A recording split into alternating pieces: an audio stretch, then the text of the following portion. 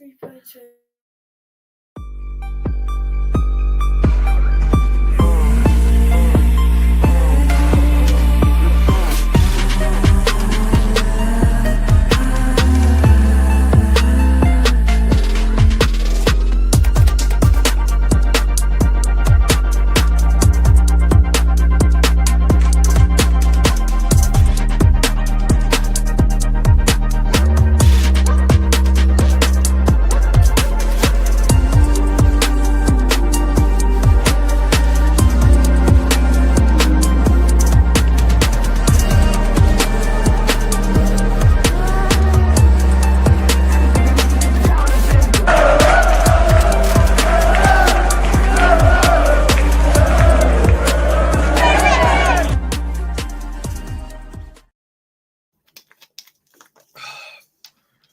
Good evening, one and all, and welcome to the 1927 Club.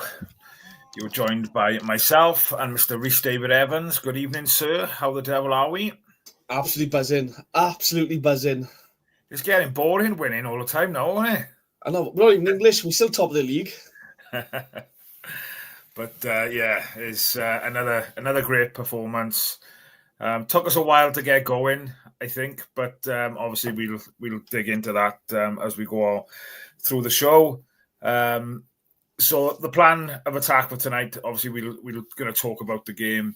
There's a few other things I wanted to bring up as and when we go through. I will say hello to the chat as we just give it a couple of minutes for some of the latecomers to come in. So we'll have a chat about the game. We will dip into the comments then after about 15, 20 minutes maybe, and then we'll do it again at the end. If you do want your comment to come up on the screen as we're going through the show, there is, for it to come up on the screen, you can use the super chat app option if you're watching on YouTube. Obviously, if you do that, it does help support the channel as well, and it does, you can guarantee your comment will come up on the screen. If you're not a member and you'd like to become a member, the information is going across the bottom of the screen. There's a QR code up in the top right-hand corner as well. You can join via that method as well. So let's dive into it. Obviously, I don't think we was expecting an easy game. I know they've had a couple of decent performances of late. Excuse that. What's the Joys of having kids in the background. There's a massive spider in my daughter's room. Amelia, I'm on a podcast, babe. Absolute nightmare. Plymouth fantasy. Apologies, everybody, for that. I'll be back now. Rhys, keep on talking for 2 seconds, buddy. No worries. What's the chat then? Oh, right. Obviously, just as well, let everyone know we got the Graham Carver night coming up. So, if I think it's like 10 tickets left of the £10 ones and 10 tickets left of the £20 ones. So, if anyone's trying to get some, email Si as straight as you can. Once these are gone, that's it. Then there's no more left. Oh, back. Just say about the Carver night, because I think it's like 20 tickets left in total the last time I did, wasn't it? Yeah, there wasn't many left at all, but I wouldn't be surprised if there's any left at all now. I know Howell had a couple. So yeah, but apologies for that then. Joys of a 13-year-old kid who doesn't like spiders.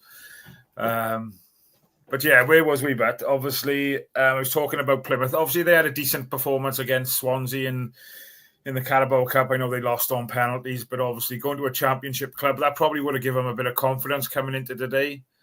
And obviously they lost their last league game. I was fairly confident going into the game today, but I suppose being a Cardiff City supporter, until you see, till they get started. But I think, like I said earlier, I think for the first 30, 40 minutes, it was a bit, I don't know, I thought Keane Ashford was a bit quiet for the first half. He gradually got into the game for me. But it was just a little bit lackluster the first half, in my opinion. I don't know what you thought. I just think it's patience with the ball, I think, isn't it? We're just trying to figure teams out a bit more. And the good thing is, I mean, I know it's a bit slow at the start. The opposition never really looked like scoring. I think the number 9 up top was looking a bit of handful today, but I thought Fish dealt with him so well, and Lawler.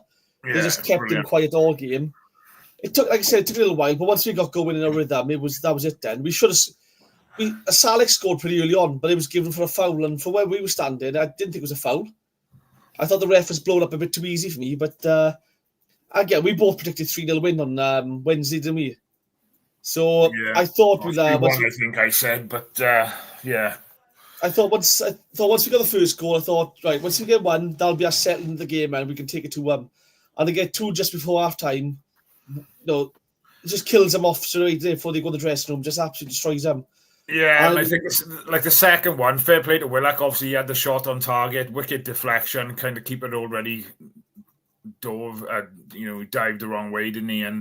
But that kind of luck we haven't seen and we haven't had for last couple of seasons, really. Everything always kind of went against us, didn't it? But, to go into the break 2-0 was awesome, really. But I wanted to, let's start off then with obviously the start inside. I don't think there was any surprises or any major changes, was there? No surprises, but I think the only change I noticed from the last league game was Turnbull obviously out injured, so Joel started. But again, when you've got that kind of quality, and from a youngster, that's from the academy, I know Plymouth fans have seen some of the podcast earlier, and they were saying, no, this is the same Cardiff team as last season. They've kept their players. We've lost 15 players. I think 8 of the players today are from our academy. 5 or 6 of them, this is their first full season of the club. First full season of first team football. It looks like they've been playing for years. Yeah, so, I've seen that. I think it was I've seen it on a couple of podcasts after the Luton game, and I think a couple of previews from Plymouth fans saying that obviously we've kept majority of our squad. And, well, it can't be further from the truth, really, can it? Was it 14 or 15? Might be more than that now, obviously, with Jesper Darlin going out on loan as well. But what an opportunity for the youngsters. And let's be fair, they've come into the squad and they've taken the opportunity and grasped it with both hands, haven't they? Yeah, and I mean, how good is it to see so much mobility and energy on that pitch now? I mean, right back, centre halves, they got legs, they can run around. If they miss the ball, there's cover behind them now with legs and pace. Even Wintle is stepping up and just shining in the 6. I thought he was brilliant today. There's just so much pace and mobility across that team. It's just brilliant to see, and it's something we've not had for years. It's either a case of a quick back line and a very slow midfield, or a quick midfield and a slow back line. But now it's just, there's a pace abundance all over the side. Like we'll go through the starting lineup and we'll have a talk a little bit about the obviously the players' performances. So we'll dip into the chat early doors and just say good evening to those that are here. JT's in the house. Rubin making a mug out of Bellamy with another goal and assist, while Crew and Andrews didn't obviously play today. Or 0 appearances today, so I'm guessing that means they didn't play. We'll come on to that later because that's something I wanted to mention. Sales, good evening. Just got in from today's game in time for my favourite podcast, CardiffCityWorld. Bouncing. Evan, another scorer line right for me today, and 2 correct goal scorers. Well done, Sales. Well done to Paul as well today. He correctly predicted a 4-0 win. Sousa also says, must add, I cannot say enough good things about Chris Willock. Yeah, we'll talk about players and stuff in a second. Jumpers for goalpost, pinch me, I'm dreaming. What brilliance is going on at our club? Just who is going to beat us if we keep this level up? Scary thing is, we're still only operating at 75%. I pity our opponents. Yeah, fair comment. Evening, Jamie. How are you, buddy? Jonathan, evening, pal. Chris Hayward, good evening, mate. Hope you're well. Lee Jones says, what a performance today. Ryan Wintle, take a bow, not only for the goal, but your all-round performance. I know there's been a couple of people mentioned that, and I think you mentioned it as well. Bob Bank 27, nice to see you, mate. We're here, the proper 1927. Damn right. GD Parry, nosebleeds from being this high so soon. Evening, Sol Bamba, what a football club we are. Yeah, we'll come on to that as well because that's something else I wanted to mention. Rhys Lasky, good evening. Eric, good evening.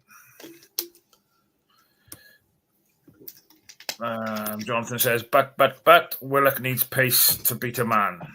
Smiley face, or is that a crying face? Like a smiley face, I think, with tears. Martin, good evening, buddy. Rhys says, I was always decided with BBM appointment and expected good things, but nobody could have dreamt how good we've been. Unbelievable. Going to fly through these quick, guys, so we get on. JT, we've said good evening to you. Gavin Callan, good evening, buddy. Joel Merrick, evening. Graham, nice to see others scoring before our strikers get going. I'd all taken the mick out of my daughter then with some spider comments and stuff. So, yeah, I couldn't write that. Matt's still in the ground. Oh, I tell you what, it took me an hour and 25 minutes to get out to the ground today. That car park is an absolute nightmare. My own fault for getting to the ground late, but hey-ho. It is what it is. Right, I'm going to dive back out to the comments for now. Guys, like I said, it's so hard. There's so many comments. We will keep track and we'll dip in and out as the show goes on. But I wanted to kind of dip into the start inside and pretty much talk about what you thought of their performance, each of the players, and we'll go from there. So, Nathan Trott, 5 clean sheets in a row, innit? Oh, outstanding, when to be fair to him. Locally, again, he's a hero already, isn't he? It's one of those, right? When you've got nothing to do until about 75 minutes and you still pull off a save, it's so easy just to lose concentration in the game when you're not doing nothing. And it's not a dig at Plymouth fans, by the way, because he didn't do nothing. But I know, how long was it before he pulled off diving save? Before they had a shot on target? Before they actually get, we had a decent attack and goal? So, you've got to give him a lot of credit because he's so switched on at all times. And it's rare for that to have a keeper that does that, especially for us. He's only on loan. I'm hoping the club are working behind the scenes are ready to put an offer in ready for January so we can buy him. Because he's been outstanding. I'd be writing the contract down now. That'd be in the top drawer in BBM's office for me, that would now, I'll be honest. But yeah, I think the first game I was a little bit thin because he didn't quite look comfortable. And looking back now, you can probably give him the benefit of the doubt. He'd come into the team. Matt Turner done decent against Peterborough. He came into the team then, didn't he? And, 2 or 3 days training, didn't really know anyone. But since then, he looks so comfortable now with that ball at his feet. And like you said, he's made some... I think the one shot he dived, I think it was going wide anyway, but I think he obviously making sure. But I don't think he was overly troubled, to be honest, today. He did everything that he had to do without being too uncomfortable for me, really. Yeah, and again, it's just... I think I said the first game, I think he signed on like a Thursday, played on a Saturday, I think, or something like that. And again, he signed on a Saturday and played on Tuesday. He's not going to know the players' names or everything by straight away. It's going to take him 1 or 2 games to get used to everyone. And you can see now, he's calm. If the ball comes to the right back, he knows the left back Bagan is wide open. He can ping the ball over to the winger if he has to. It's good to see a keeper so comfortable with the ball at his feet. Yeah, his distribution was first class today. I thought unbelievable. And he's great with his hands. And that's the main thing for me. I don't understand this fascination with keepers being able to play with the feet. For me, a keeper's job is to keep the ball at the net, first and foremost. But he can do that and he can play with his feet. So, really happy we signed him. And to be fair, whoever scouted him or whoever discovered him, brilliant. Fair play. Yeah, 100%. We'll start on the right-hand side of defence then. Young Ronan Capaccio picked up a yellow card today. But another strong performance for me. I thought he was outstanding again. He just seems to be growing and growing the more minutes he's playing for us, really. And again, going forward, he can come unstuck at times, but I think he just works so hard to get back into position and fight to get that ball back. Yeah. Kind of outweighs little mistakes that he does make. And don't get me wrong, we might get punished at times, but at the moment, we're not getting punished. So, you kind of give him that benefit of the doubt, don't you? He's what, 18? First full season with the first team properly. I mean, he's going to make mistakes. But again, if he makes a mistake, he'll learn from it. And I'll get enough patience for that. I thought, second half, about 70 minutes, he went into midfield because NG come on. And I just thought he looked so comfortable in midfield as well. Like his mobility getting around that pitch, closing down the opposition, reading the game. This is fantastic. I mean, if needs be, he can be pushed up now. So you've got cover in other positions. I just think, what a player he looks like. I think you see why Bellamy tried to sign him when he was at Burnley with that company. Yeah. Because, if he's seen it back end, how would the club aware of it? It's wild, honestly. I would have liked, I know obviously he went into midfield and he looked comfortable there, but I would have liked to have seen Mafiko maybe come on, maybe the same time as NG, because I thought he done really well in the cup game in the week. And yeah, just thought, because I think we only used 4 subs, didn't we? We did, yeah. So obviously we had another one.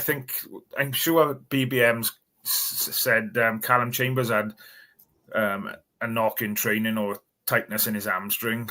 I'm guessing that's why obviously we didn't see him today, but there was no need to make a change in defence. I don't think we looked so solid throughout.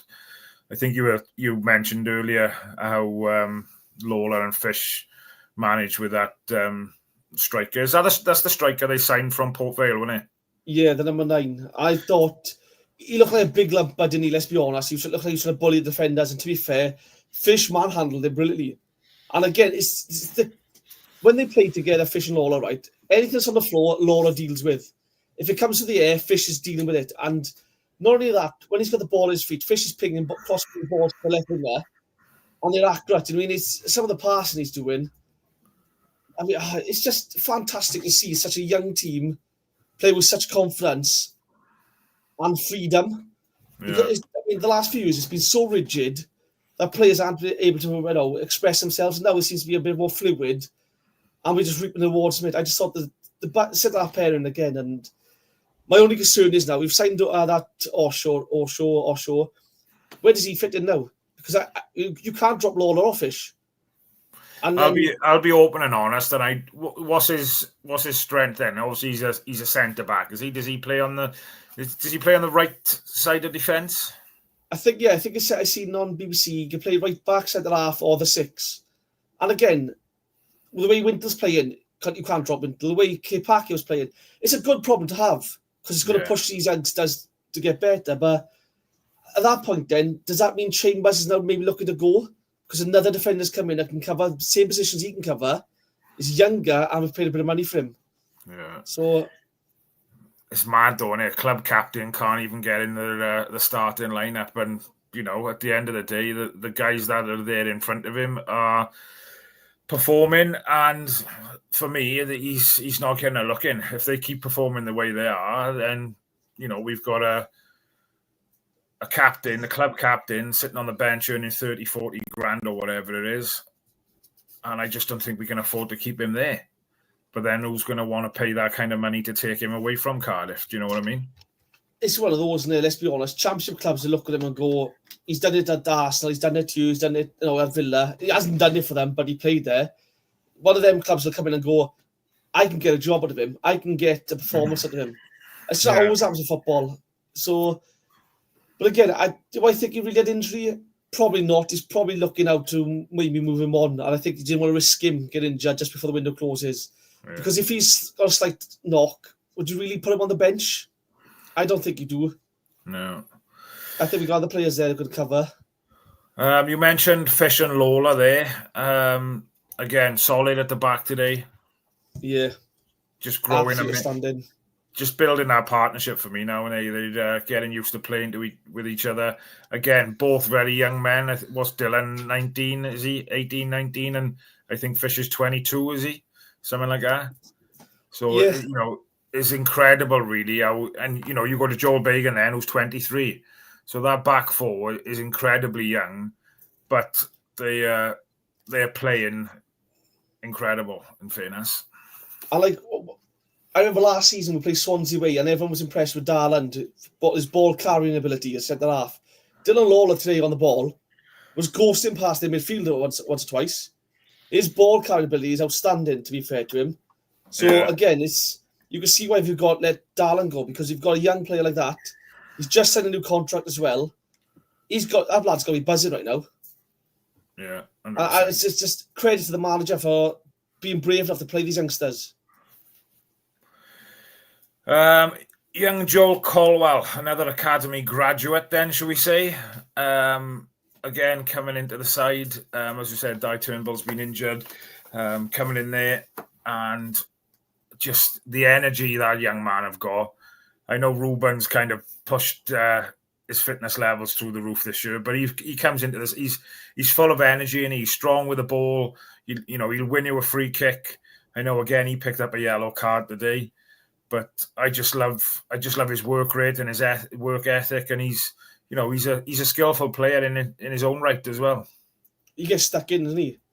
Like, let's be honest, he's a hybrid number 8. He's tracking back like a 6 would. He's getting stuck in like a 6 would. He's picking the ball up. He's carrying the ball so well. The passing, the movement off the ball, it's outstanding. And you think how young he is. And I think last season was his first full season of first team football. Half of it was spent at Cheltenham. The other half was at Exeter. I mean, the quality he's showing now, and as a youngster coming on, you've got all these men around you trying to bull you off the ball, and he's standing up to him. Credit to the academy players for developing these lads. Absolutely outstanding again, Joel was.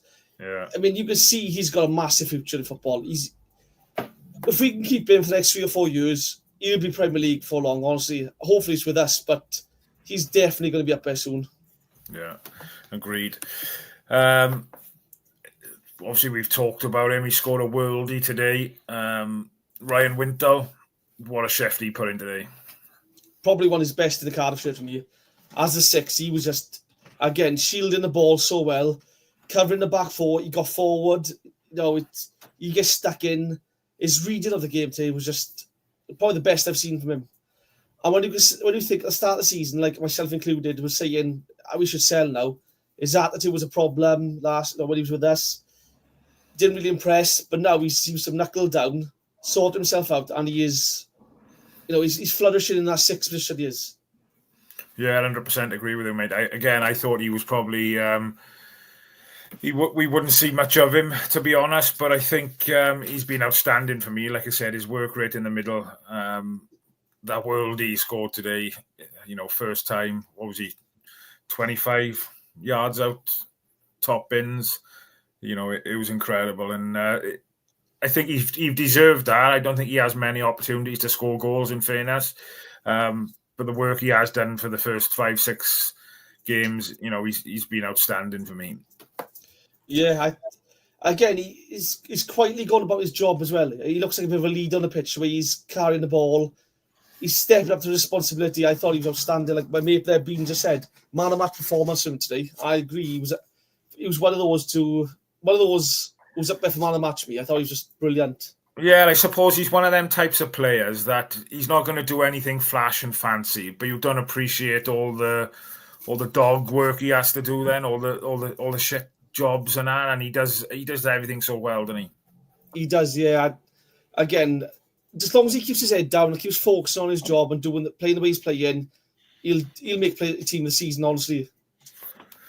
I think I missed Joel Bagan out as well. Did I miss Joel Bagan out? I think I did, didn't I? I think so, yeah. Again, another solid performance from him today. He seems to be growing and growing. And a comment, I think, was put in the WhatsApp group earlier where somebody referred to him as a young Stuart Pearce. And I just thought that was a brilliant comparison, really, because I know he's still young and, he's got a bit to go to reach the level Stuart Pearce did. But, he again, I think he picked up a yellow card as well, didn't he? And but he's not afraid to get into a challenge. I think his distribution is getting better. I think his energy to get forward when Isaac Davis scored, just to get into a position where Isaac Davis could have potentially passed it to him. In the 92nd minute, he's busting his gut to get into that box.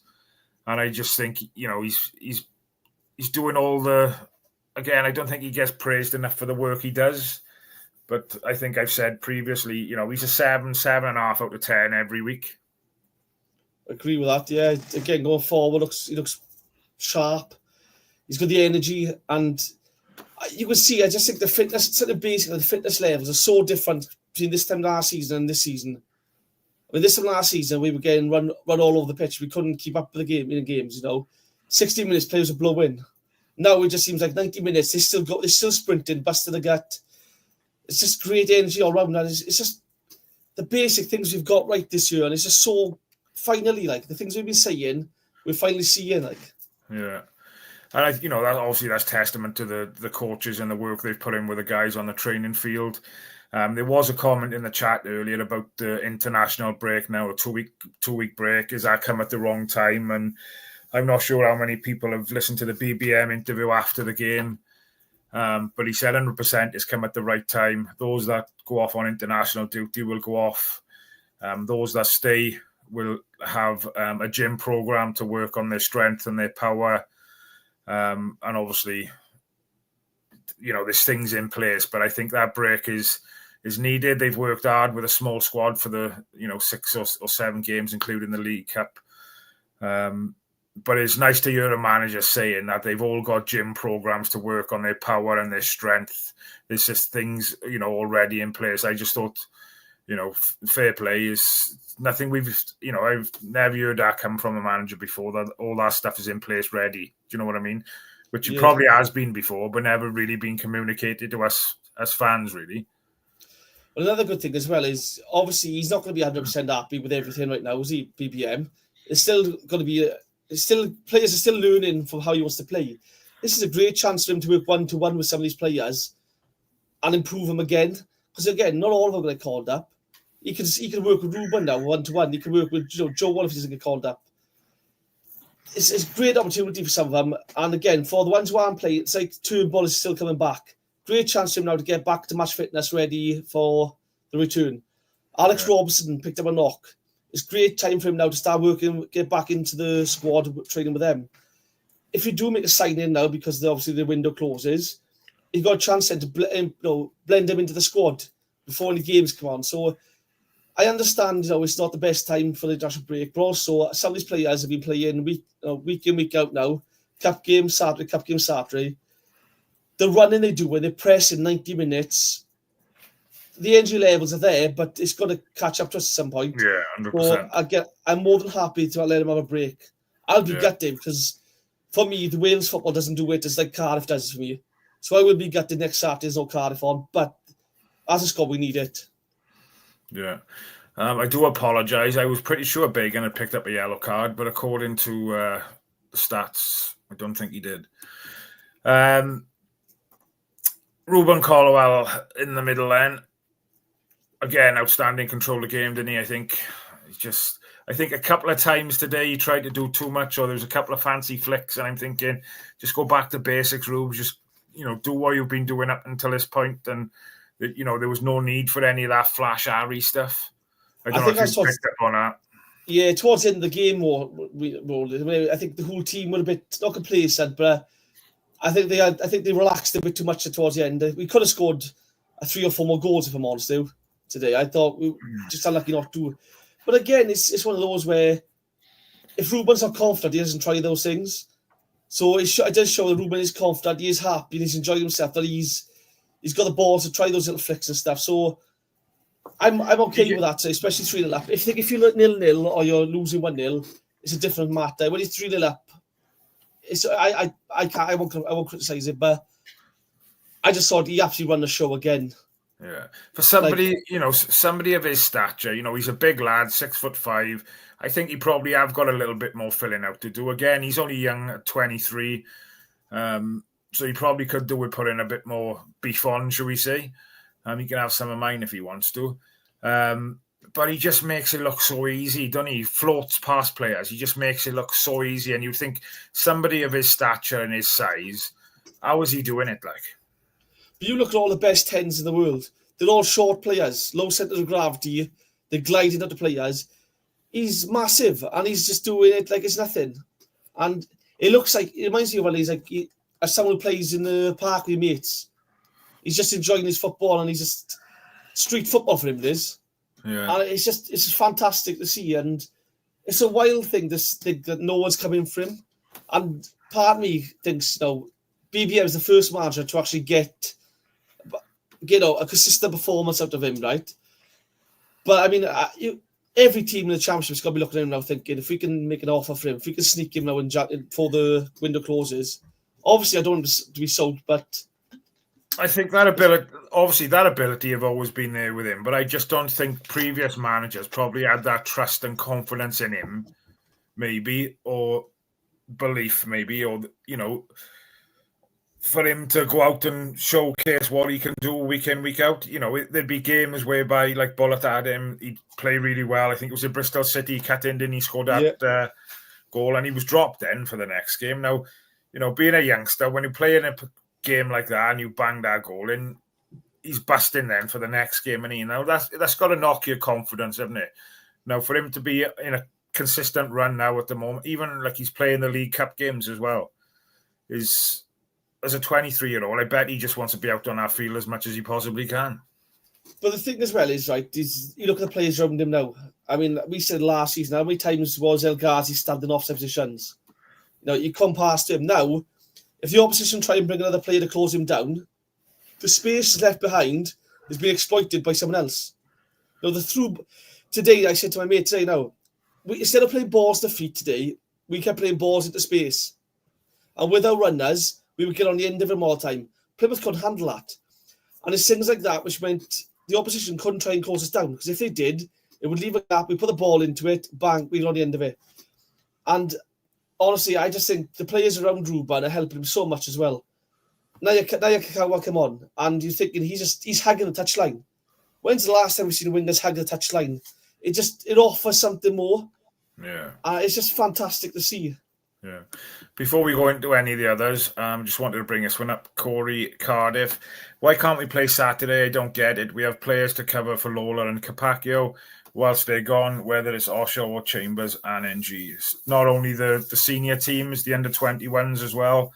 I do believe Cian Ashford's been called up. Joel Colwill. Nakayawa, has he been called up as well? I'm not sure, but normally Bagan gets called up to Ireland, normally. Yeah. I think Robinson's probably in the around the Irish squad as well. I mean, is Salic an international player? He might be. I mean, players do get called up for all of them, so we are lacking numbers, so we won't be able to play. So I'm glad they postponed it. Yeah, 100%, buddy, 100%.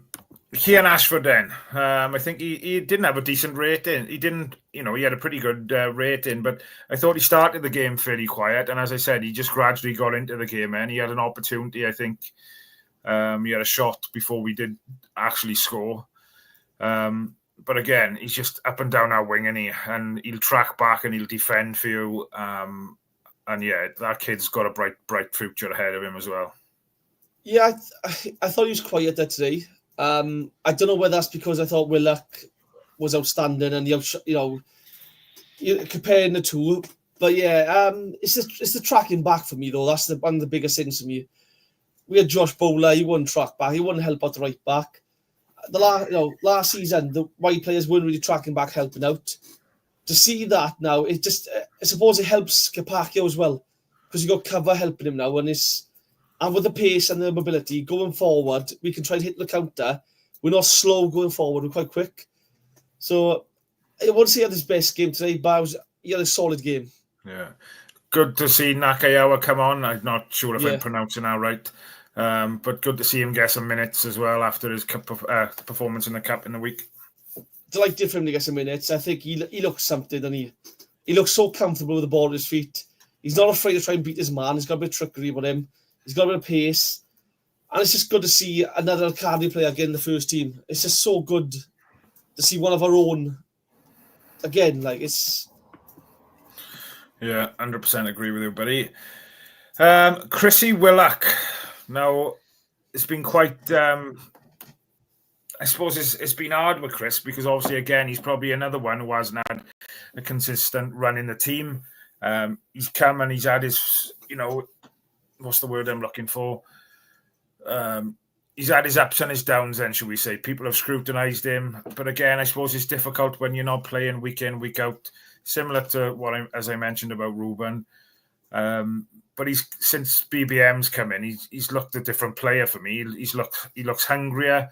If we can get him into that, the middle of the goals, like he said, he had another shot off today. Again, I know it took a deflection, but he looks dangerous in and around that edge of the box, doesn't he? I have no issue saying this. I was critical of him last season. I thought he was so disappointing last year. I know Jonathan made a comment earlier about he lacks pace to beat someone, because I said that a few times, but it's not about having the pace. I think it's about having the confidence to try and beat the man. And now he seems more willing to try to beat the full-back and get the ball in. And whereas last season, he would often cut down to his right foot and just whip the ball in from where he was, he seems to be passing and now moving as well. So it's not as if he's just giving the ball away and that's it, his job's done. He's actually moving, finding space. I think he looks dangerous. I'm so impressed with Willock today, and I hope he proves me wrong and keeps this up for the season, because this is the Willock that QPR had player of the year with.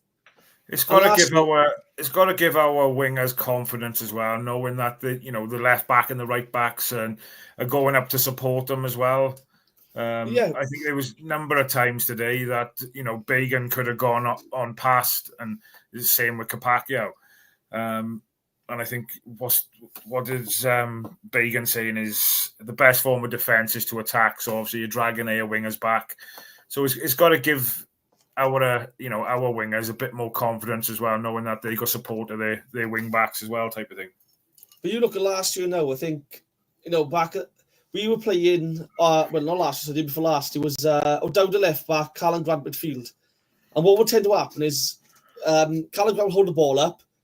The full back would think, do I stick with the runner or do I follow O'Dowd, go for the overlap?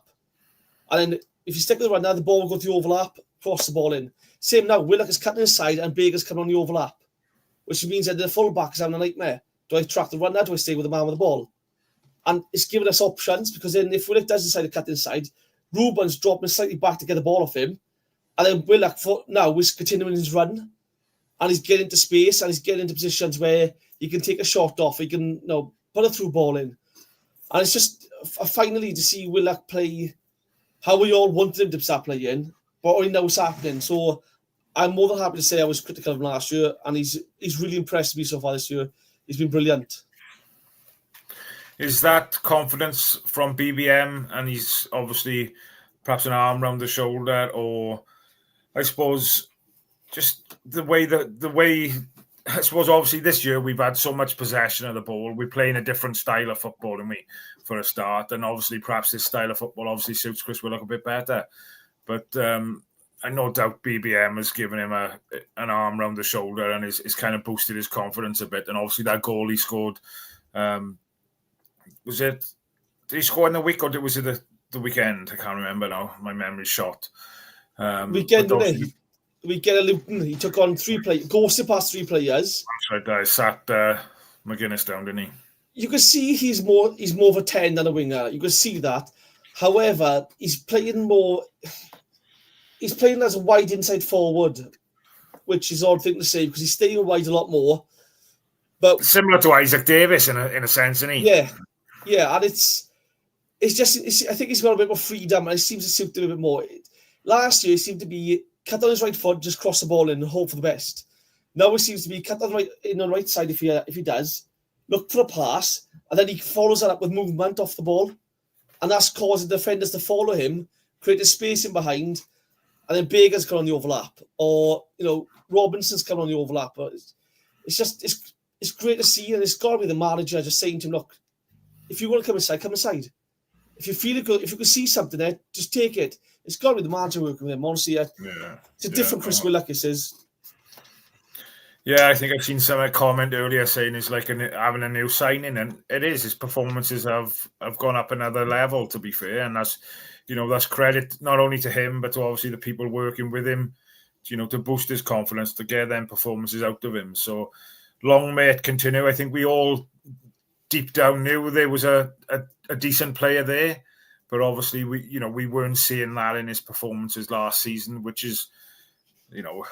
He wasn't the only player last season who weren't putting in performances, was he? So I'm just kind of glad, and I probably criticised last year, and there's nothing against him as a person, but we're all here watching and wanting the best of every single player out there, and I'm just so glad he's kind of turned it around, and I hope he just keeps continue building now and keeps it in that back of the net. Not only that, though, but tracking back today, helping Bacon out. He was outstanding coming back. Again, defensive work. Where was this last season? We didn't see none of that. But today, he was coming back, getting stuck in, winning the ball back, helping with the ball forward.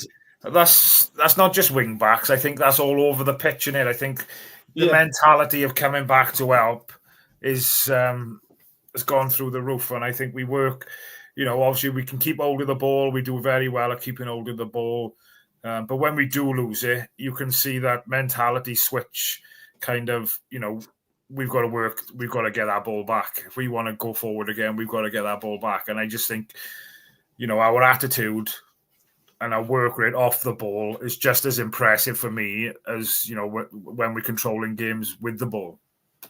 Yeah, exactly. Yousef Salic. I think I've seen some people saying they're a bit concerned with the lack of goals, but I think his overall play has been brilliant. He's holding up defenders, he's creating space for others, his link-up play, again, holds the ball. You want to call it to him holding the ball up. I mean, it's what you want from a target man. Again, he might not score, but because of him, others get goals now. Yeah. And that's the good thing. It takes the pressure off him a bit as well. And he's unlucky not to get a goal today because I don't know how it was a foul. The referees are blowing up for anything against us. I think the referee standard in this league is shocking. But yeah, I think Salah just don't panic about the lack of goals. I think his overall play other than that. No, and I think you could see he was disappointed when he came off today, don't you? And at the end of the day, you want to see players disappointed as long as it's controlled. They're able to control their disappointment. And it's probably disappointment in himself rather than being subbed in it. Let's be honest. Yeah, and let's be fair. Like you said, you hit the nail on the head. He's done everything right in the game. He's been able to win corners and create opportunities for others, and others are scoring. As it will come. He is going to get goals. So, like you said, I just don't think there's any need to panic. But I suppose he gets judged on scoring goals, doesn't he? But I think behind the scenes, BBM will be happy with the performance he put in. And like you said, he's creating opportunities for others to put the ball in the back of the net. Exactly. I mean, it's one of those where we're not really giving him many chances a week to bury the ball. So, but again, his overall play, though, is just outstanding. And as watching him as a striker, there's two defenders on him. He's taken two defenders out of the game because they're both stuck in him trying to win the ball back. And while he's doing that, you can have runners off either side into space. Is brilliant. Again, he puts a shift in, doesn't he? He runs and he tracks and he presses and he works so hard. So fair play to him. So some of the people who come off the bench, Callum Robinson, come on. I was begging or praying for him. There was a couple of opportunities towards the end where we had shots, I think, and the ball kind of bounced out and he was in and around the area, but it just never reached him. He's desperate for a goal as well, and he just for that confidence. But again, I thought he worked hard when he came on. He was pressing. Just don't seem to be falling for him at the moment. I was really impressed with Robertson today, to be fair. I know a lot of people have said about was he sulking? Is he off the pace? Today, I thought he's brilliant. To be fair to him, he tried, running back to bring the ball back. He got as a striker. If you're not going to score, you want to do the other things right.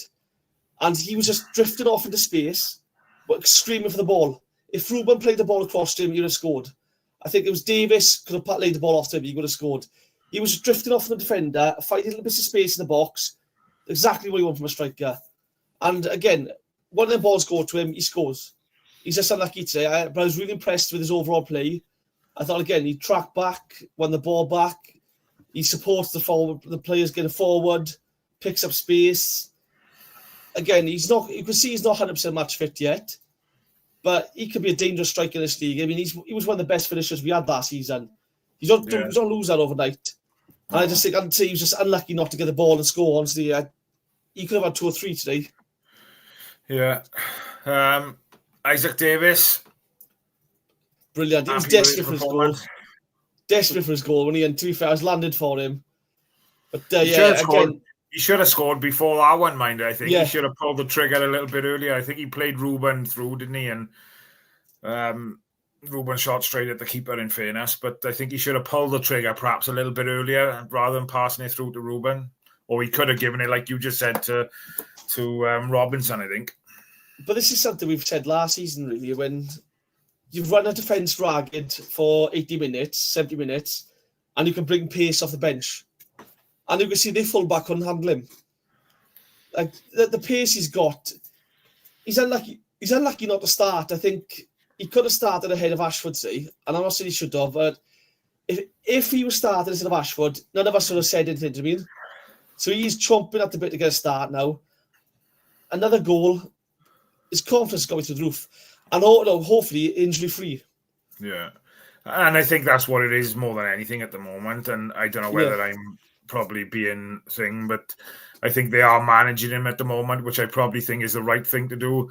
You know, you've had a horrendous couple of seasons, really, haven't you, injury-wise? I know he's been out on loan and things as well. But, you know, when he's been with us, we haven't seen much of him because of the injuries he's picked up. So, you know, if he's got to play a bit part thing for the first 10 games, so his body and his things gets up to speed with it, then he'll probably take that if he can come off and play, you know, the last 25 minutes, perhaps, and nick a goal now and again, just until he's up and running, really.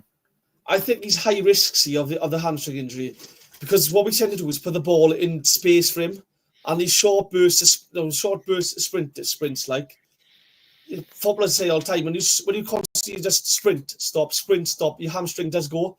And I think he's high risk of that. So I understand why they manage his minutes. But again, it's a great problem to have, isn't it? Thinking, who do I start? Do I start Ashford? Do I start Isaac? Do I start Willock? It's a fantastic problem because last year we were looking at the bench thinking, great, all we got coming on is El Ghazi. He's not going to do nothing. So it's just finally to have this much quality on the bench as well. Yeah. Kawa, obviously he come on the same time as Robinson and Isaac Davis, really. Again, another youngster, probably, again, I think we mentioned it earlier, deserved some minutes after his performance in the Cup in the week. Again, another one through the academy system with a bright future ahead of him. Yeah. I think unlucky today as well. I think twice he tried to put a ball in the box and twice he hit their full back. But again, really impressed them. I thought he linked up well with the NG, who's a right back. I think Capaccio coming across as well. The three of them towards the end of the game were just linked up so well. Tried to get him on the full back, putting balls in. He could have had an assist. He's unlucky not to score in a week as well. So you can see he's chopping again. And it's one of those where I'm devastated for Tana. Don't get me wrong. I'm gutted Tana's out. But this is now given something like a chance now to show what he can do. And he might not have had his chance. Do you think he stays within the squad? Because there's been lots of rumours with him having potential loan moves. But for me, I think it's a bit of a statement from BBM, and I might be reading too much into this. But I think if he was going to be going out on loan, I think he probably wouldn't have been involved today. I don't want him to go on loan. I think the right person is the manager we got right now. Because look, we've seen all the time, right? If you go on loan to a club and the club starts struggling, the first players they drop are loan players. The first ones they stop playing is youngsters. I mean, I'd rather aim around the first team. Work with the likes of Willock, work with Robertson, Salic. Again, the manager knows what he wants from a winger. Let's keep him there. The only way I'd say loan him out is if you guarantee he plays 40 games. And if you don't play 40 games, the club plays a massive fine to us, like Liverpool did to us with Gruitch. If you didn't play 80% of the games, we had to play $1.5 million. We should do the same. If he doesn't play every game for you, you pay us £2 million. It'll put teams off, but it either keeps him with us or gets him first team football guaranteed. The last one to talk about then, obviously, only come on for the last five or so minutes, I think, Perry NG.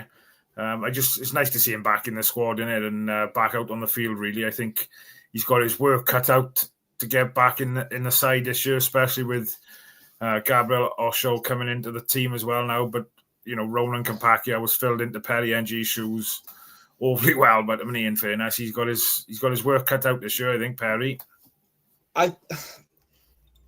I thought he's okay. He looked solid defensively. I didn't put a foot wrong. I think he goes in January. I think we've seen the kind of fullback BBM likes to play at have. I don't think he matches what BBM's looking for. But it's good to see him back and getting fit because, again, there's going to be games where he's not looking for a fullback to bomb forward. There'll be games where he's hoping to get the fullback staying further, play deeper. So we'll need Perry fit for them. But yeah, again, this is a player who's player of the year, player right back of the season twice in a row. Do you mean? So you can't. I wouldn't. Again, it's just tough. I mean, Kipaki was so good. How do you compare? Like, yeah, and like you said, we don't know what BBM's thoughts are in regards to Osho. So it'll be interesting to see what happens now after the international break. Yeah, I mean, if you can get some money in from January and use that to strengthen other areas, I wouldn't say no. Yeah. Right, we're going to play a little ad, guys. So we'll be back. We'll be back very shortly. This episode of Cardiff City World is brought to you by Coral, the proud sponsor of the TalkSport Fan Network. Here for all kinds of fans.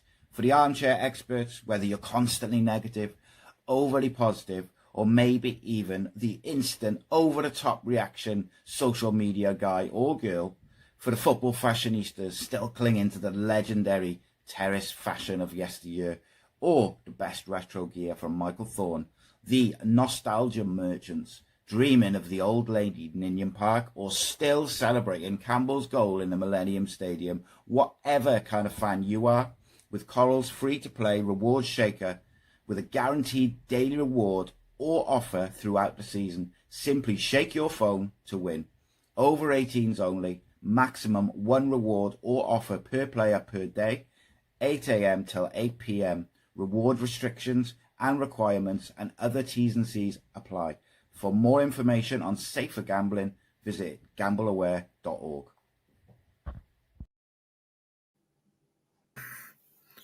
Little advert there from the boss man. Right, obviously, guys, there's been loads and loads of comments, so we will dip into them. A couple of things, obviously, I wanted to bring up was, first of all, let's pay our respects to the legend that is Sol Bamba. It was brilliant to see everybody in the, including the Plymouth fans. I thought it was a class touch from, all of the 3,000 of those come up as well. They were all on their feet clapping as well. Yeah. And the big thing for me this season was the fact that everybody on the Cardiff City bench and BBM was clapping as well. I don't know if you can remember back to last year where the people were scrutinised that they were just sat on the bench. I think the opposition bench were clapping when I think it was in Leeds we were playing at home at the time, I think it was. Yeah, last season Leeds, and it was their bench stood up and applauded. Our bench just sat down with the hands holding their hands, and Bullock was stood with his arms crossed. And I thought that was disgusting last year. And today to see our manager now walking on with a big flag, a scarf, saying Sol Bamba on it at the end of the game. That showed everything that I wanted to see. That was brilliant. Yeah. And again, all our respects to Sol's family. Absolute legend of the club, legend of football as well. You see other fans of other clubs talk about what a lovely guy he was. He just had time for everyone. He was such a gentleman. Yeah, such a tragedy. And I think somebody did post in the chat that his wife had put something on social media thanking everybody at the Cardiff City Stadium for their support. But I thought it was a class touch, and I will mention the Plymouth fans who travelled up, massive numbers. Fair play to them. They were on the road early this morning. I know it's not a million miles away, but I think they were all on the road by 6:30 this morning. 3,000 of them there, which just added to the atmosphere. I think we were just shy of 22,000 there today, I think. And it was a great atmosphere. There's still plenty of empty seats there. So, if you do fancy coming down to support the boys, it'd be great to get bums on seats. But 22,000, I think we were 14 short, were we? Or it might have been a couple of hundred less than that, actually. I can't remember. But just short of 22,000. And, that's pretty good going for a League One team, but, isn't it? Well, it's the best sporting club in Wales, isn't it? The biggest club in Wales. But, again, great numbers today. And to be fair to Plymouth, the relegation zone, travelling numbers, we pumped them 5-0 last year. And again, 4-0 this year. I mean, if they come back, if we see them again, next time we see them, I doubt they'll bring half of that. But yeah, to be fair, they were quiet though, I thought. Yeah, I think they had their moments, didn't they, at the beginning and that, I think. And after, obviously, the 2 goals before half-time, probably sucked all the air out of them, really, to be honest. And, yeah, they were a bit quieter then into the second half. But, yeah, it's one of those things, I suppose, isn't it? I suppose we had so much control of the game and they didn't really create much, I suppose. It was hard for their fans to get excited, I suppose. Yeah, it's funny because this time last year they had Rooney and we were there with me and they were talking to Plymouth fans for the game. And they were saying, no, Rooney's one of them. He's brilliant. Look at that panned out. Now they got Cleverly, another ex-United player. I've seen some of the comments again, with clueless football, signings aren't making sense. And a lot of the things I'm reading about them now are some of the things we were saying about us last year. So it's just good to see we've actually sorted our issues out. They don't seem to have. Yeah, 100%. And it was great to see some of the social media posts after of all the players in the change rooms with a shirt and things. It's just a nice touch that obviously players who've worn the badge for us and tragedies have happened. They're still highly thought of and always will be. It's just a great touch in honour of them, innit, to be fair. Yeah, it doesn't matter if you play 1 game or 100 games of Cardiff. I think once you wear that shirt once, the fans will take to you.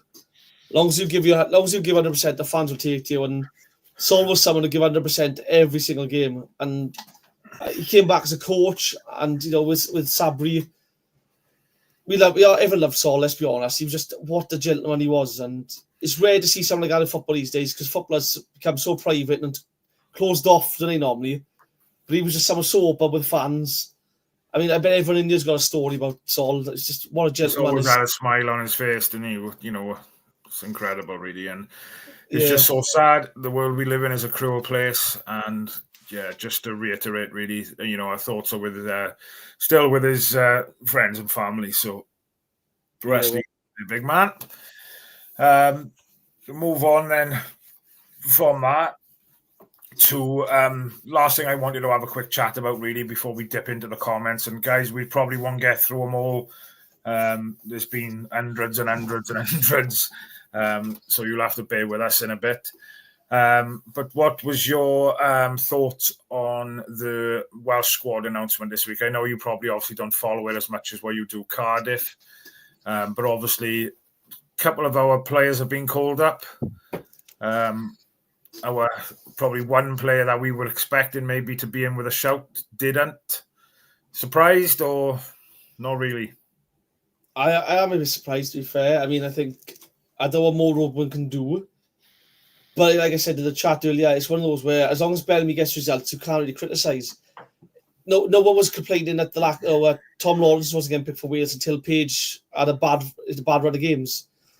So also it's one of those to me where, as a selfish thing for a Cardiff fan, but if we can keep Rubin out of the Wales squad, there's less chance of him picking up an injury. There's less chance of him getting picking up a knock somewhere. So, but yeah, for me, international football doesn't do it like Cardiff does for me. So, yeah, I was disappointed. You look at the players that have been called up, and I think Jonathan mentioned earlier, I think in the chat, or it might have been somebody else, I'm pretty sure it was John. Some of the players who have been called up haven't been playing and been sitting on the bench and things. And, when you listen to Bellamy then come out and say he wants to see more consistency from Rubin and the performances and things. And then kind of, I don't know, is he shooting himself in the foot by making that statement when he's picking people then who are not playing? Again, if he gets wins, you can't criticise him. You can say it's a masterstroke. If they start losing games, then you could say, well, what's he doing then? Yeah. But we'll criticise regardless, Reece. We're Cardiff City fans. It's what we do. It's one of those, though. Bellamy says he doesn't see Rubin as a 10 in more than 8. But when you see the performances Rubin's put in as a 10, again, what more can he do? He's scoring. He's the top, I think he's the top goal scorer now, isn't he? He's getting assists. He's scoring goals. every team we play against will come away saying, "Oh, that number 10 for the Cardiff is outstanding." Every team dreams on like a 10 like Rubin. We've got one, and Wales just can't. I bet we just doesn't see it. And again, the selfish part of me is thinking, "Good, that means Rubin can rest now." So, do you see Dylan Lawler and Roland Capaccio featuring at all, or do you think they'll be used as, like squad players? And it's Kazakhstan, I think, isn't it? Yeah. I think what you see one of them play, I think. Capaccio will probably get minutes. I think we've seen Bellamy play against, I don't want to be disrespectful, but lesser countries, lesser nations. He's introduced players that maybe would have played otherwise. Sheehan going to start playing against his teams. So I won't be surprised if you do see Capaccio play. But again, it's... For me, I just can't wait for the next Cardiff game. Wales just... if it's a major tournament, it's brilliant, but international football doesn't do it for me. So... No, fair comment, but I'm exactly the same as you. I'll watch it, and I kind of watched it more since Bellamy's taken over. I think just because of... I think it was the night, I think, obviously, Side put a night together, and Craig Bellamy came to one of the live events, and he, done a talk and things, and just listening to his passion about football and, what he wanted to bring to the role was kind of got me hooked into it, really. So I do follow it a bit more now since he's taken over. But again, I don't get the buzz that I get from going down to watch the City, if I'm completely honest with you. Same. Right, guys, we've hit the hour mark. I am going to go back and look through some of the comments. Like I said, I'm not going to go through them all because we'll be here all blinking night. But I'll try my very best to pick some of them up. There was a comment in the chat earlier about a Kane Vidmar, rumours around Kane Vidmar. I've never heard of him myself. I know there was rumours today that there was somebody in the box there. I don't know if that was that player. I'm guessing Reese have done a little bit of searching now on... He's born in Cardiff. He's Tony Vidmar's son. Oh, is he? Yeah, Tony Vidmar's son he is. According to this, he's a centre-back, though. So where's he currently playing at the moment? As in Western United. It looks like we're in Australia. But I don't know. I don't know if there's truth in that. But no, it's the first I've heard of it. Another centre-half, I don't think... It might do. I don't know, though. I wouldn't have thought so. Yeah, fair play. This is a great stat from Gavin. There was only 3 championship home games today, which had higher attendance than ours. I did have a quick look earlier at Bradford, because Bradford are the ones that probably run us close. I think they had just over 19,000, I think. So, yeah, nearly a 3,000 difference. But, yeah, it's not a bad... not bad support today. Fair play. Turned up in numbers today. Let's have a little look again. So let's go back and have a little look at their comments. As I think Reese mentioned earlier, or I mentioned earlier about the Graham Kavanagh night now on the 19th of September. I'm not sure if there is any tickets left. It might be worth, if anybody is interested, going back on the social media posts on the different various platforms.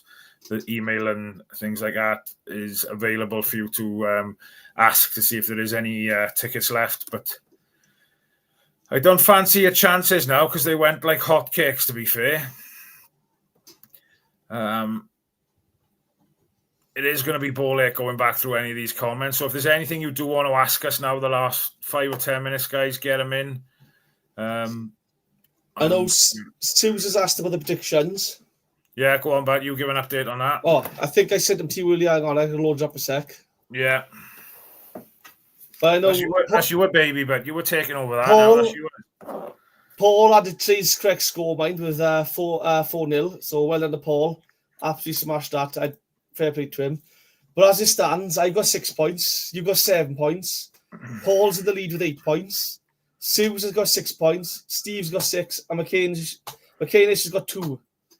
So, as it stands, it's going all right. If anyone else wants to get the predictions in, they can send an email across. But I think Sue said earlier she had different ones per game than she had at the start of the season. For the start of the season, she had 3-1 today, she did. So she only got 1 point. A couple of comments in there about Sol Bamba. And obviously the tributes that were paid today. Yeah, it was class, but to be fair. And like I said, respect to the Plymouth fans. They were quality. Yeah. It's a sad day in football, isn't it, really, when a player as well loved as Sol is passes. Yeah, 100%. Loads of kids living in my street only communicate by squeals and squawks. I think that's going back to the blinking spider comments earlier, isn't it? I don't know. Let's have a look. What else we got? Jamie says, BBM, to say the wingers aren't doing it after 20 minutes went central with Salic occupying defenders was a great move. Well done. Just think we could have had in-house Ramsey as manager. Glad it's new. Not sure what that was. I think I need to write Willock an apology. Mine shows what he can do when he gets a run of games. Yeah, fair comment, Sam. I think we mentioned that a bit earlier. Evan James, good evening, buddy. Tom Cleverley, not so clever after all. His excuse is that he made multiple signings who were new to the squad. Yet we've had almost a fresh 11, so not sure what he's smoking. It's just he's just playing the media, need to save his job. Let's be honest. If he came out and said we're not good enough, again, that all straight away he may just leave the club back. So he's trying to deflect us all. He was very complimentary towards Cardiff in his post-match press conference. I don't know if you managed to see that, but I think he was quite open and honest. I think they asked him, did the scoreline flatter Cardiff? And he was like, not really. They were a gulf. There was a clear gulf in what's the word I'm looking for? Quality class between the two teams, really. So he was very complimentary towards us. I don't know how I would have felt if I was a Plymouth player listening to his comments. Mind, I think I probably would have. I don't know. I suppose you've got to go into those types of press conferences and back your players as much as possible, not trying to say that they lack in quality, didn't do the basics, which they didn't do. He's telling the truth. Yeah. But I suppose when you're in the position they're in, you've got to do everything to fight their corner, haven't you? But again, you see the thing now, we put them under so much pressure that the crosses are overhit. The first touch was sloppy, the passing was sloppy, the silly mistakes they were making. And he's not the first manager of the season to be complimentary. But I say, even Holloway said it, we played some of the best football he's seen. And it's so refreshing to hear other managers say that about us. And it still baffles me. These are Cardiff players in their first full season of first-team football. And they're all adapted so well. I mean, you can say, again, any manager can say, oh, look, we brought in 10 players, blah, blah, blah. But these are kids who played against.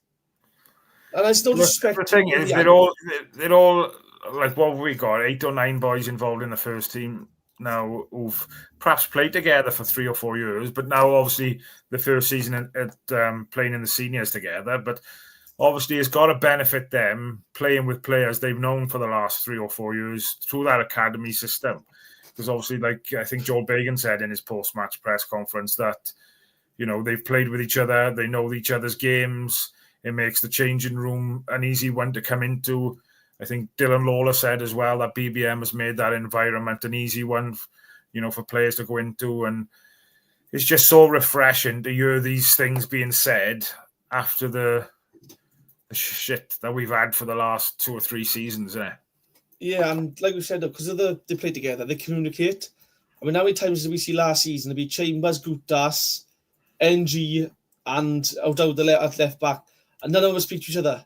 They'd be silent. A mistake would happen, but it'd be silence. You see the youngsters now talking to each other, they're communicating, and it's things like that as well. It's refreshing to see such a young side have so much freedom and enjoy the football, and you can see that on the pitch. Like it's night and day compared to last season. This side beats last season's team 6-7-0, I reckon.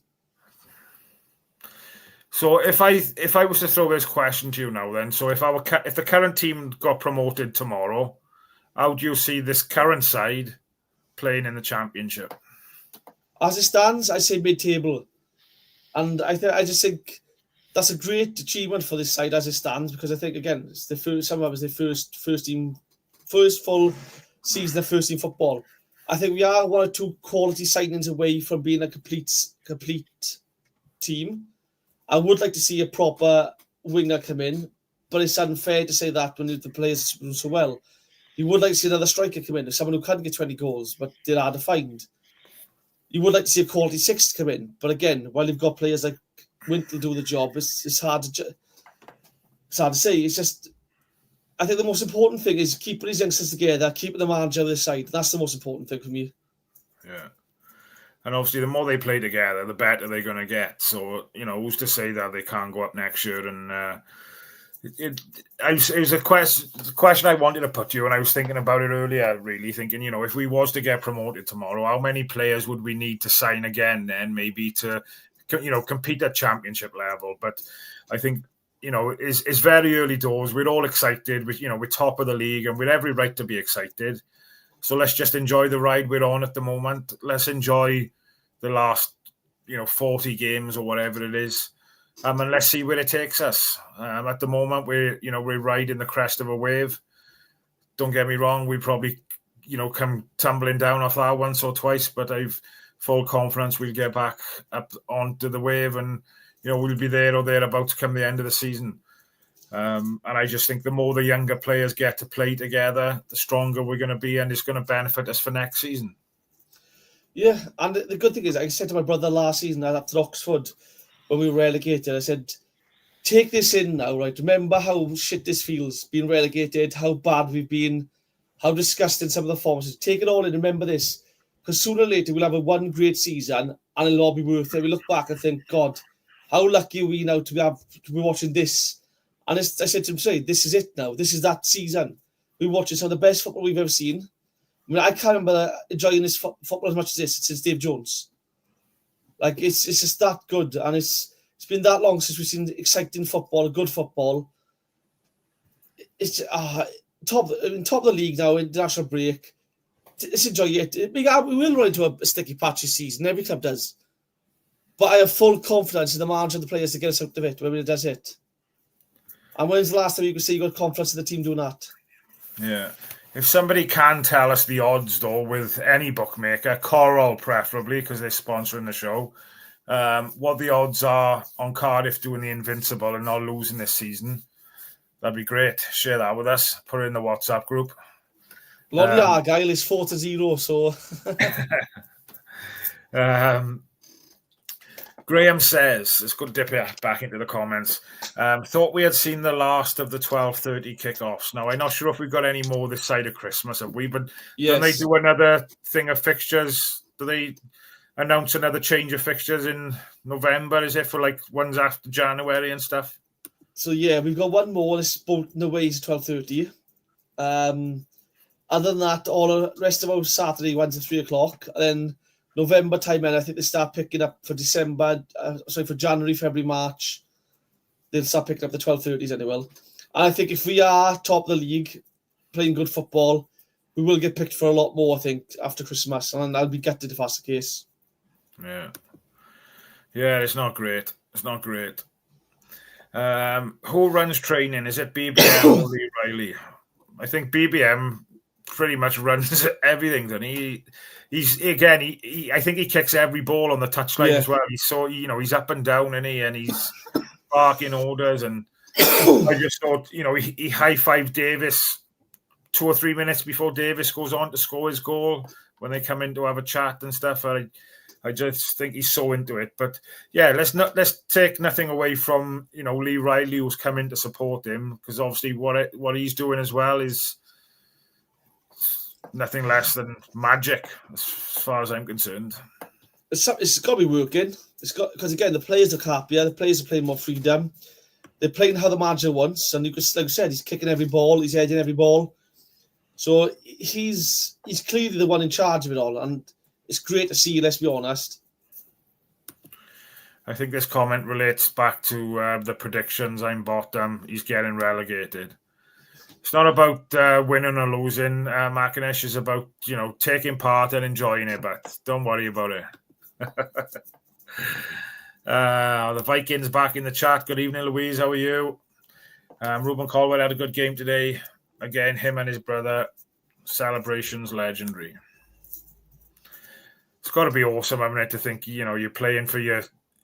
Did you see the tweet, though? He shared something on Instagram with a picture of them both outside of Wembley back in 2008. Yeah. Both got Cardiff City scarves on.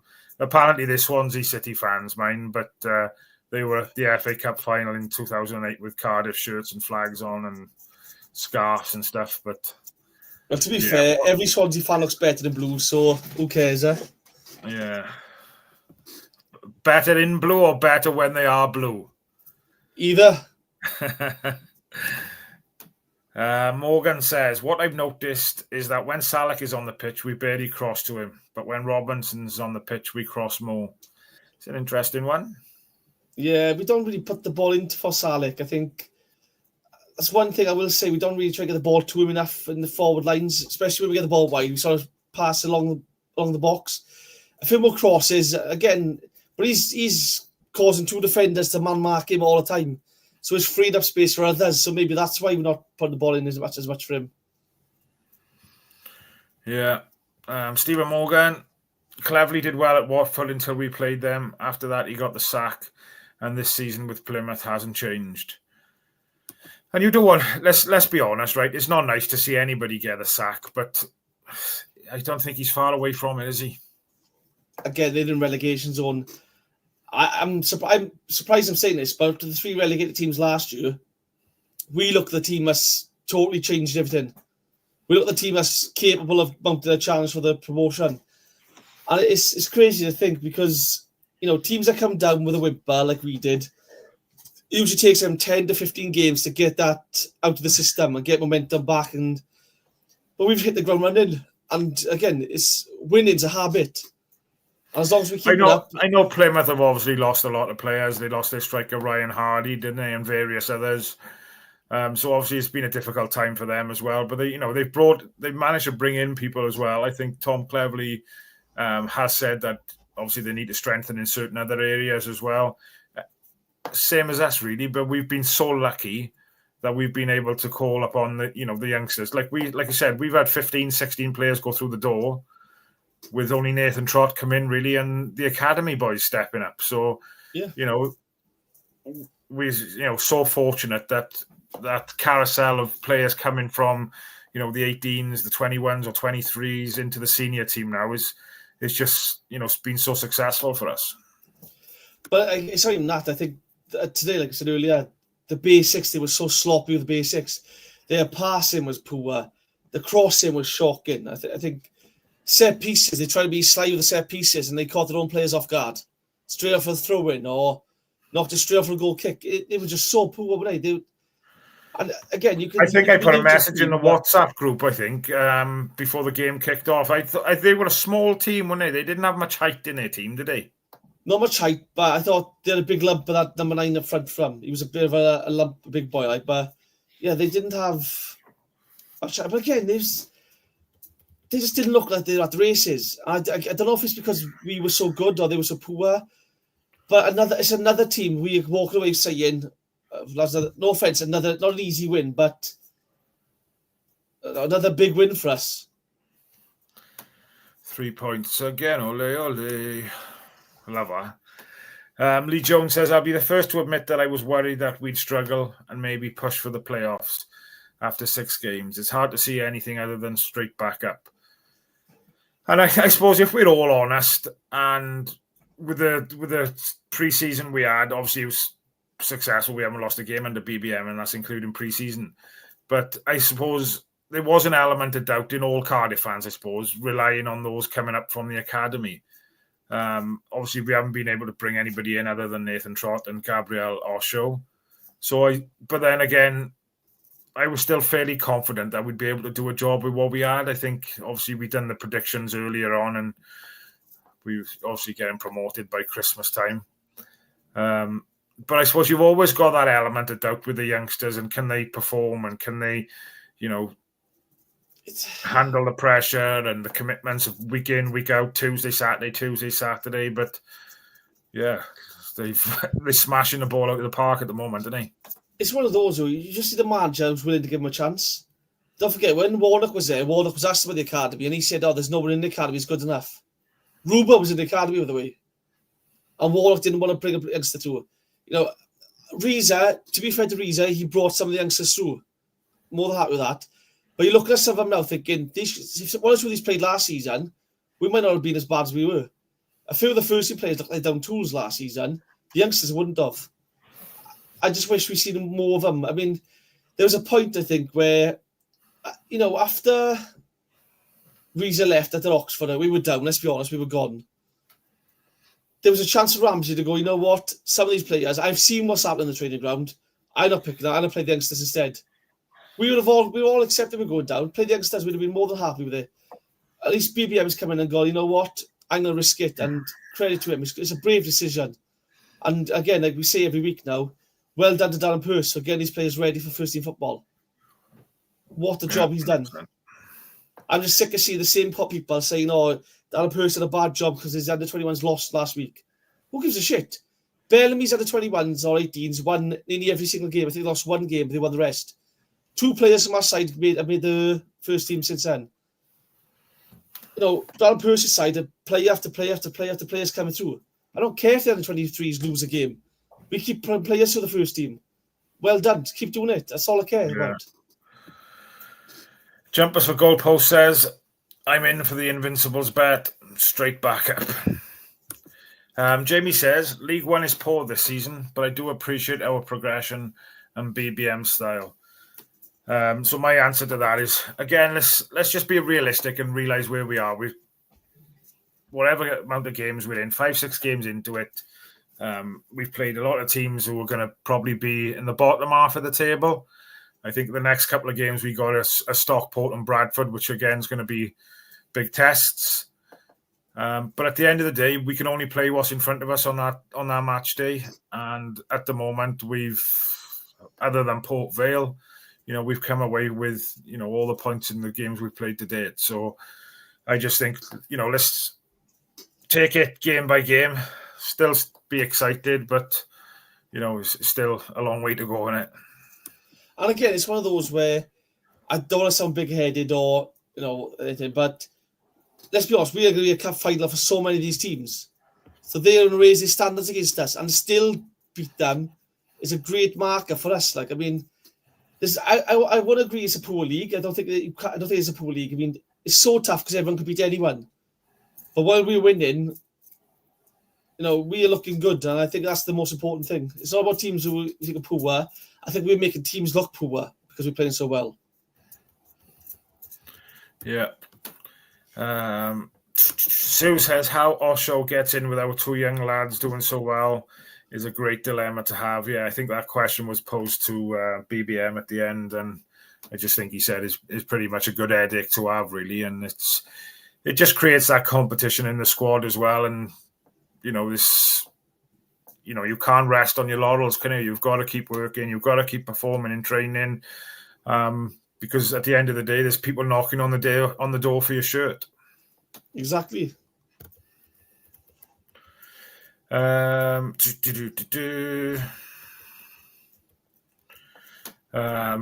back to your comment regarding Darren Purse, I think Ian says Darren Purse and Chesterfield deserve plaudits. Yeah, 100% agree with you. Well, yeah, again, the most important thing as well, forget about players coming through. He's added value to the club. Like the squad, he's added value to the squad. There's things like that. Honestly, brilliant. Yeah. Paul says, BBM is not building the side for this season. I reckon it's for a 2-year progression for this season and next season into the championship. And I think, going back, I think if at the start of the season, I think I said that, if we was going to play the youngsters for the majority of the season and, finish just maybe outside of the playoffs, I don't know, 7th, 8th, but it meant that, 6, 7, 8 of our academy players had played 40 plus games, then I probably would have taken that, knowing then that they would have had that experience and, really pushed on for it next season. But I suppose they've set that, bar so high now that, our expectations now are, we're going straight back up. There's anything else is not good enough. So it'll be interesting to see if we can keep on going. And that's a big thing, though, isn't it? Mentality. I mean, last season, how many times did we see a club come to Cardiff, we would all say, God, I take a draw today. I take a draw against these. Now, every team comes there, we go in, I want to win this. We should win this. Like, the mentality shift has changed throughout the entire club, and it's, again, the players can feel it for the fans. And it's a good pressure to have. I think it's a better pressure to have than, God, I hope we don't lose again. Do you know what I mean? Yeah. Reese, what's on your cap? That's Under Armour, that is. Under Armour hat. Under Armour. It's one he got off Haku, that is. I don't know what that is, but Amazon bought this one off. You need to get on Haku, it's quality. What is it? There are other websites as well. I'll talk to you about it later. Sorted. Do you want to say that name, Bet, or do you want me to say it? No, go on. And one drunken night. Like Do you think the players have the mentality to still believe in their abilities if and when we lose a game or two? I don't think we've got anything to worry about at all, mate. I think from what I've seen so far and what the confidence BBM have brought in, I think he's keeping them all grounded as well. That's the thing I've noticed, is that nobody's getting blown away. They're all excited that they're winning games, and let's be honest, all footballers want to win games, but I'm fairly confident that he's keeping them all grounded, and I think they all realise that to go a full season without having a sticky patch is going to be near on impossible. But I'm fairly confident that they'll keep their heads, mate. I don't know what your thoughts are. Trust the process. And again, you might lose 1 or 2 games in a row.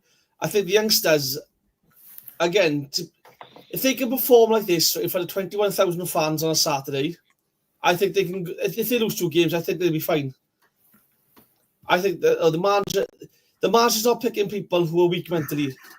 I mean, look at Mafico, for example. Rotherham, you've taken off after 30 minutes, right? Wasn't the best game, he left back. Forget about it. He comes on against Cheltenham in the league, in the cup, Stand-up performance. Absolutely amazing. It's the mentality like that I think these youngsters have. Is that, all right, I had a bad game Saturday, forget about it. This Saturday, it'll be a fresh start. And as long as they keep doing that, and more than that, I fully trust them. Yeah, great point. Makanesh, who would you drop to play or show?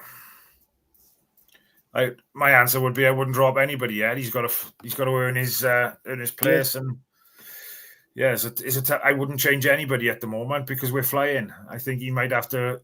Unfortunately, he might have to wait until somebody picks up an injury, or somebody does have a shocker.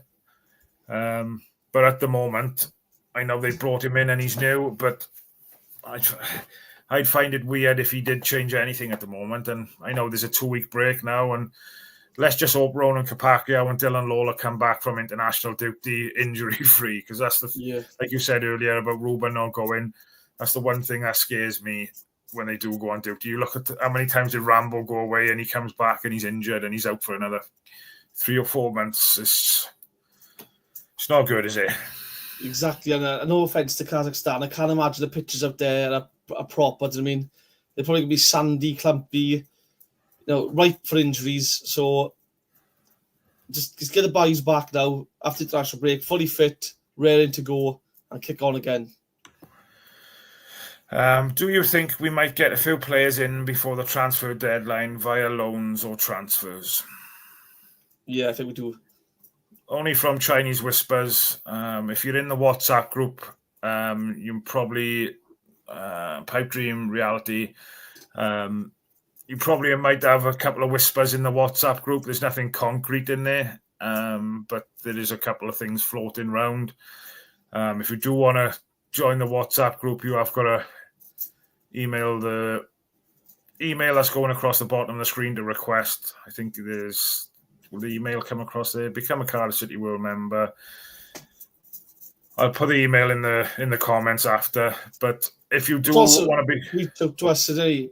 You can message either of us anyway on Instagram or Facebook, whatever. Send us a message if you want to as well. There is an email on the social platforms. So you can get in touch with us if you want to join the WhatsApp group. Even better, if you want to become a member and support the channel, you can do as well. You can follow the information going across the bottom of the screen, or click the QR code in the top right-hand corner there. Any support for the price of a cup of coffee a month, really does help us out. If you can like and subscribe and all that malarkey, that really helps us out as well. We're an hour and a half in. We're 90 minutes in here, Reese. Yeah. We're flying. This is a record tonight, buddy. Man of the match performance, this is. There's still comments left, right, and centre, yeah. Sue says she would give Isaac a start. I think going back, I think we said earlier about, he's still getting managed. So we'll have to see. Jamie says if Osho trains well and PBM likes him, then he's in. And I think he doesn't just go on performances during games. He's been open and honest and said that, if people perform in training, then they got just as much right to play if, someone's performed during a game. So I kind of like that as well, that, the players can't rest on their laurels of training. They've still got to work and put a shift in at training as well. Yeah. And I think, like I said earlier about Chambers being captain, if two youngsters are keeping the captain out the side, the two youngsters can keep the new side out the side. Yeah. Let's have a little look. House, I hope he's okay and love today. He's living the dream. He's got us two mugs doing a podcast on a Saturday night. He's out living the dream, isn't he? I know what, like. I know. We're even paying for tickets for the live events ourselves. Like, we're on the wrong podcast. Shocking behaviour. But we do it because we love him and we love the channel and we love supporting and getting involved and being a part of the community that Simon has grown from day one.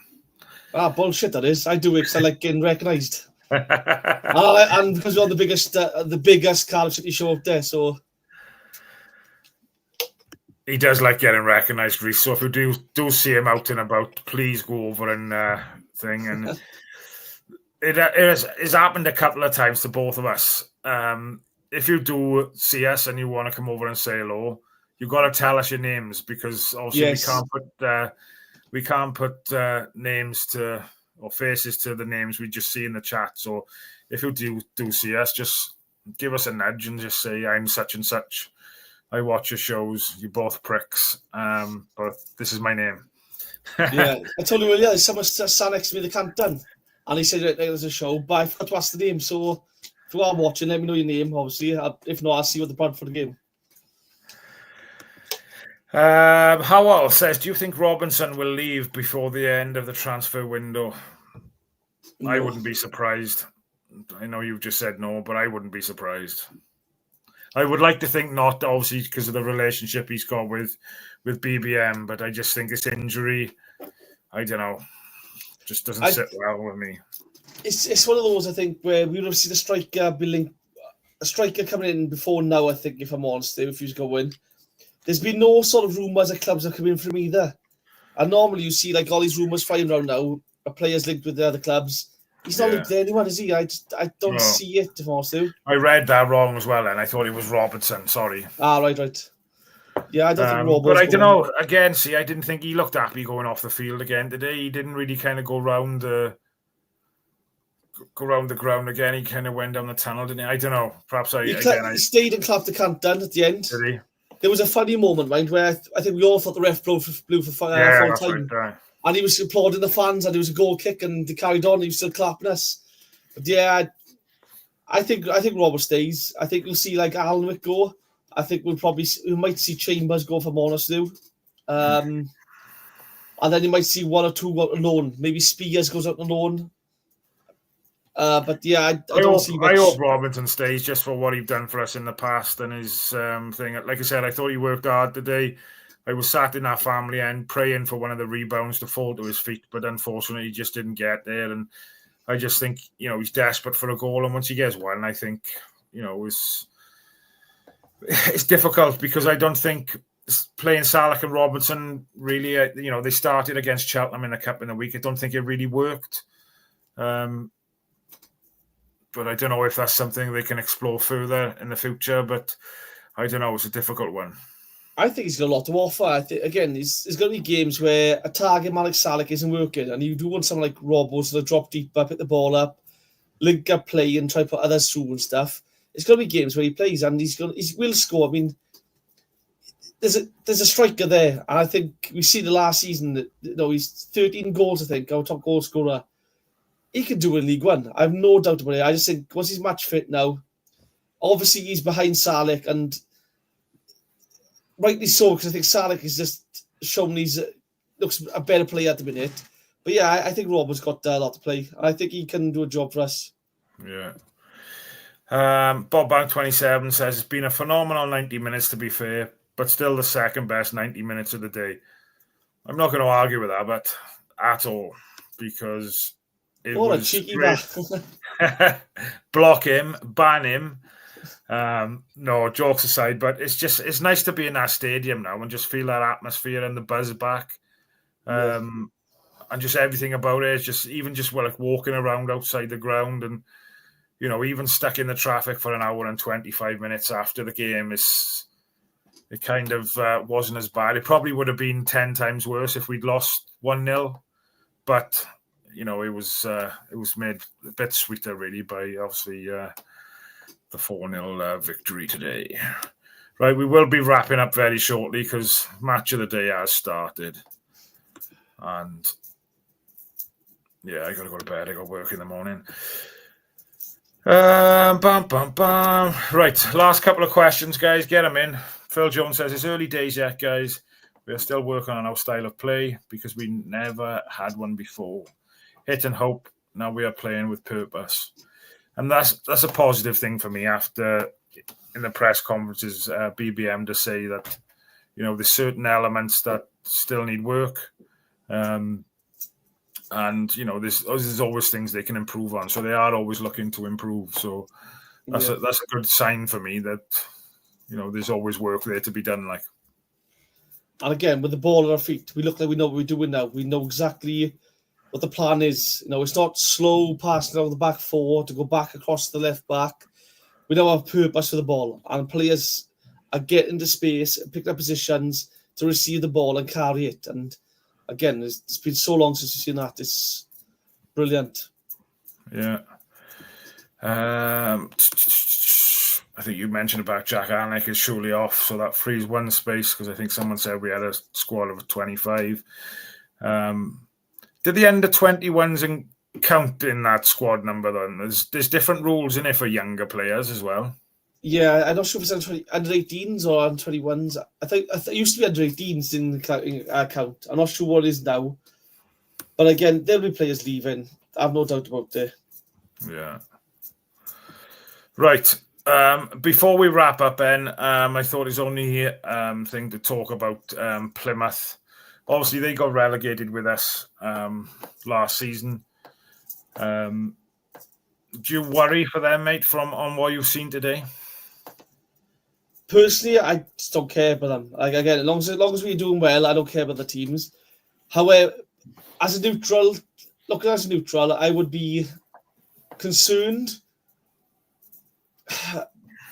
Again, it was basic things they would make mistakes with, and it's things we had seen last season: sloppy in possession, sloppy out of possession, weren't tracking runners, couldn't get near the man with the ball, allowed with the centre half to run unchallenged. We had about 4 or 5 chances we should have scored. And not being funny, but they did not look like a championship side. They looked like a League One side. Did it give you flashbacks to some of the stuff that we witnessed last year, really, didn't it, to be fair? Yeah. And it's one of those where you're thinking, right, they might have lost a few players. They've also, £1 million spent on our striker from Port Vale, number 9. No once did I think he's going to score today. No once did I think he gave us problems, if I'm honest with you. Going forward, I thought we just defended so well. I mean, again, I know we said we need time to gel and stuff, but we were saying that last year we need time to gel, and by Christmas we were struggling. And he's still saying he needs time to gel, and it's before you know it, you're in March, and it's make or break time. Yeah. So yeah, if I'm a Plymouth fan, I am worried. I won't lie, I would be worried. And I think they've got, I think it's Stockport up next as well, which is Yeah, another tough one. I just wanted to mention them, obviously, because I know they were well supported at Cardiff today.